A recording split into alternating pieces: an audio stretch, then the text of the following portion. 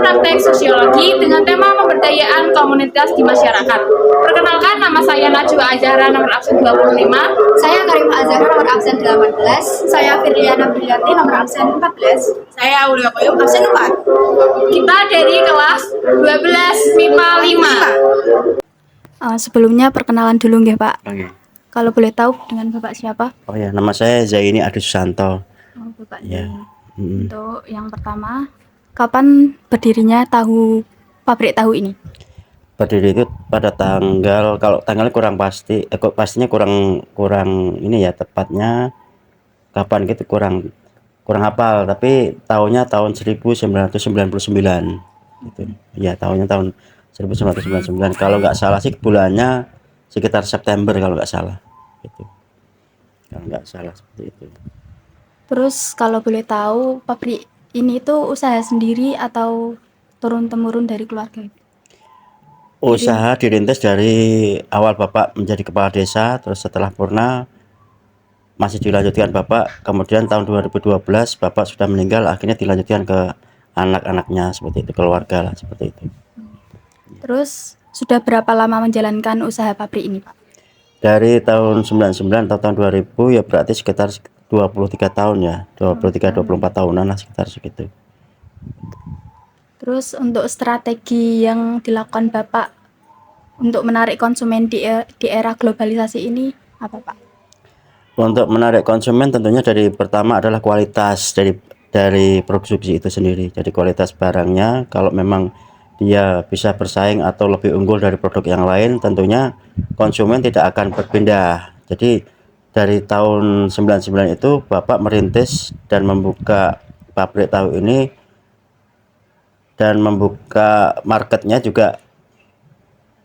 Dengan sebelumnya Bapak sudah jual jadi anak buah dulu sebelumnya. Jadi Bapak sudah melaksanakan marketing sebelum Bapak punya pabrik itu, sudah menjadi karyawan, bukan karyawan tapi menjadi rekanan pabrik Cina setelah Bapak kira-kira 3 tahun terus baru mendirikan pabrik ini seperti itu. Jadi melanjutkan dari marketing Bapak, dan ada beberapa yang memang market itu baru setelah Bapak tidak ada itu, Bapak meninggal itu, kita melanjutkan dengan marketing yang baru, penambahan seperti itu, penambahan market yang baru. Jadi di sini kan namanya agen gitu, dari kitanya pabrik terus ke agennya seperti itu gitu.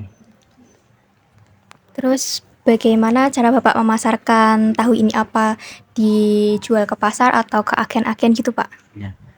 Untuk saat sekarang masih ke agen langsung. Jadi dari kami produk yang kami hasilkan tidak dijual langsung ke konsumen tapi melalui agen. Jadi beberapa agen di Kota Kendal ini dari tahun 99 itu ada yang masih bertahan, ada yang agen yang baru masuk juga ada, tapi kebanyakan yang agen lama seperti itu. Jadi yang dimaksud di sini agen lama yaitu yang dulu kita merintis dari peninggalan Bapak itu masih berlanjut sampai sekarang seperti itu.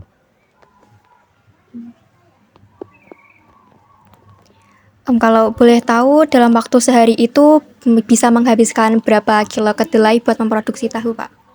Kalau saat sekarang masih kisaran 45 tong, itu dari satu tongnya itu 13 kilo. Jadi 13 kali 45 berapa itu ya? Sekitar setengah tonan lah, kurang lebih setengah ton. Jadi 500 kilo atau 5 kintal lebih gitu. Kisaran segitu sih kurang lebihnya gitu. Sampai di mana?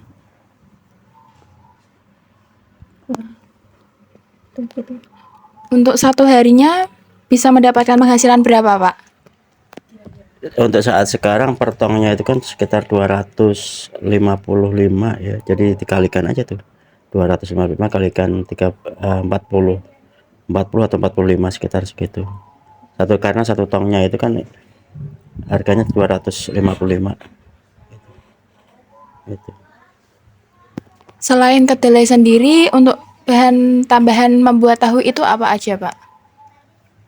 Kalau bahan baku pokoknya adalah kedelai ya. Tapi untuk penambahan dari bahan baku kedelai adalah cuka. Jadi setelah diproses, digiling, terus dimasak, Setelah itu disaring baru dicampur sama cuka yang sudah kita bikin sendiri sih, bukan beli gitu. Jadi cuman bahan bakunya cuma dua itu aja, air, cuka, dan kedelai, seperti itu. Bahan baku utamanya seperti itu.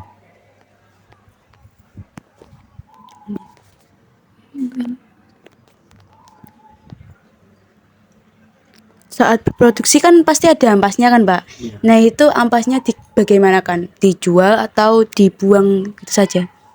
Sampai saat sekarang, dari dulu ampas nggak pernah dibuang. Jadi yang utamanya untuk pakan ternak sapi, dan itu pun sekarang diambil dari Boyolali langsung ke sini setiap seminggu sekali, atau kadang-kadang juga kalau yang produksinya banyak 3 hari sekali ngambil, dibawa ke Boyolali untuk pakan ternak sapi perah terutama, dan sapi pedaging. Dan untuk masyarakat sekitar biasanya membutuhkan pada saat 2 hari sekali. Jadi tidak tiap hari, tapi 2 hari sekali. Masyarakat yang kira-kira butuh untuk pakan ternak seperti entok, kambing, bebek, itu biasanya 2 hari sekali ada jatah khusus seperti itu. Gitu. Pengiriman kan pakai pickup ini kan.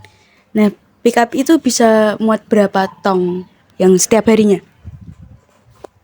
Kalau untuk saat satu pengiriman itu biasanya sekitar 15 tong ya, sekitar 15 tong.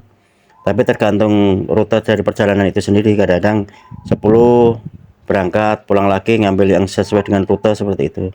Misalnya 15 yang Kaliwungu misalnya, terus nanti yang Patepon, yang Gandon ada sendiri-sendiri seperti itu. Jadi bolak-balik gitu, enggak sekali angkut terus sekali jalan, enggak. Jadi maksimal, karena ini mobil pick up, paling sekitar 20 tong sampai 25 maksimal seperti itu. Udah enggak kuat kalau lebih. Kalau di pabrik tahunya itu kan ada banyak karyawan-karyawannya. Iya. Karyawannya itu ada berapa, Pak? Dan jam kerjanya itu dari jam berapa sampai jam berapa? Untuk karyawan sendiri bervariasi, jadi sesuai dengan tugasnya masing-masing. Contohnya untuk yang jaga ketel uap itu, dia berangkat dari jam 5 karena dia kan menghidupkan kompor untuk proses produksi masaknya itu. Jadi lebih awal dia berangkat. Kalau yang untuk produksi tahunya penggilingan itu sekitar jam setengah 8, selesai sekitar jam 11 seperti itu. Dan yang paling lama adalah yang bagian mobil, karena mobil yang pengiriman sampai selesai dari jam 7 sampai sekitar jam setengah 6 lah, jam 6 seperti itu. Jadi tiap karyawan beda-beda jam kerjanya seperti itu. Iya, nah, gitu. Yang sopir, cuman yang sopir aja yang sampai sore. Yang lainnya sih paling jam 11 sudah selesai, dari jam 8 sampai jam 11 yang untuk produksinya. Yang produksi itu meliputi yang masak, yang bikin tahunya, sama yang ngirisnya itu. Kan ada dua, yang bikin sama yang ngiris, yang bikin sama yang ngiris itu.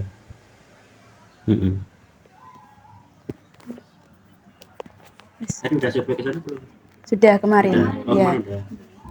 Pas produksi, tapi pas produksi apa? Iya. Oh, pas produksi. Cuman nunggu yang tahu gorengnya itu. Oh, itu kan ada beberapa permintaan yang memang dia maunya digoreng, jadi nggak repot, karena ada yang langsung dijual putih, ada yang digoreng dulu. Sedangkan yang digoreng dulu supaya dia nggak repot, kadang-kadang kita menerima permintaan yang langsung digoreng dari sini.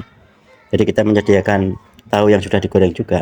Di samping tahu dari pabrik kan memang putih semua gitu. Sebelum proses memang tahunya putih semua. Kalau udah masuk agen ada yang digoreng, ada yang diiris lagi, diproses macam-macam seperti itu.